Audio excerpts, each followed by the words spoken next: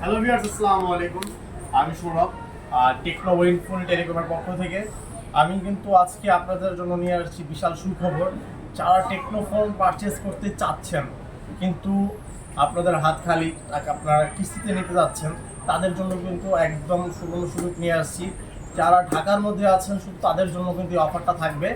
আপনারা credit card ছাড়া কিন্তু ইএমআইতে আপনারা ফোন নিতে পারবেন।